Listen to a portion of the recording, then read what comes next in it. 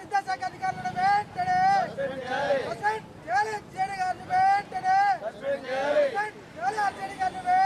బయటికి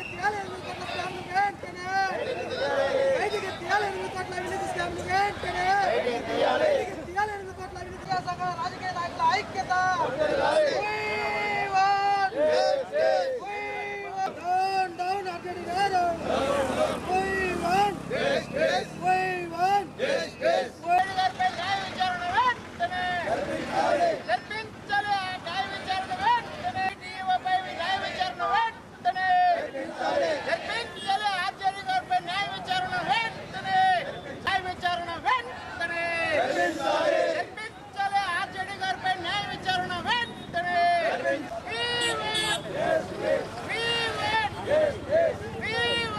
ఈరోజు కడప జిల్లాలో ఉన్నటువంటి విద్యార్థి యువజన ప్రజా సంఘాలు రాజకీయ పార్టీల ఆధ్వర్యంలో కడప కలెక్టర్ ఆఫీస్ ఎదుట నిరసన కార్యక్రమం తెలియజేస్తూ ఉన్నాం. ప్రధానంగా గడిచినటువంటి 1.5 సంవత్సరాల కాలంగా 7 పోస్టుల్లో ఈ జిల్లాలో జరిగినటువంటి అవినీతి అక్రమాల మీద విద్యార్థి సంఘాలు ప్రజా సంఘాలు గొంతెత్తి నినదిస్తూ ఉన్నాయి. ఈ నేపథ్యంలో అనేక సందర్భాల్లో ఇదే గ్రీవెన్స్లో వినతి పత్రాలు ఇచ్చాం.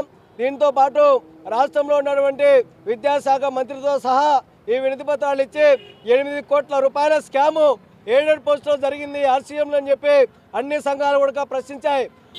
దానిలో ఇప్పటికి కూడా పరిష్కారం చేయకోకుండా విచారణ చేయకోకుండా ఇవాళ విద్యాశాఖ అధికారులు నిర్లక్ష్యం వహిస్తూ ఉన్నారు. డిఈఓ గారు ఎంఈఓలతోటి 3-మెన్ కమిటీ వేశారు. ఇవాళ ఆ రిపోర్ట్ ఏమైందని చెప్పేటువంటి పద్ధతిలో ఈరోజు విచారణ చేసినటువంటి ఏవైతే ఎంక్వైరీ రిపోర్ట్ ఉందో దాన్ని బయట పెట్టలేదు.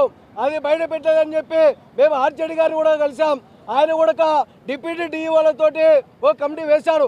ఆ కమిటీ కూడా ఈరోజుకి స్పష్టంగా ఏం జరిగిందో, ఎన్ని అక్రమాలు జరిగాయో, ఎన్ని లోపాలు ఉన్నాయో దాని మీద కూడా వివరణ లేదు.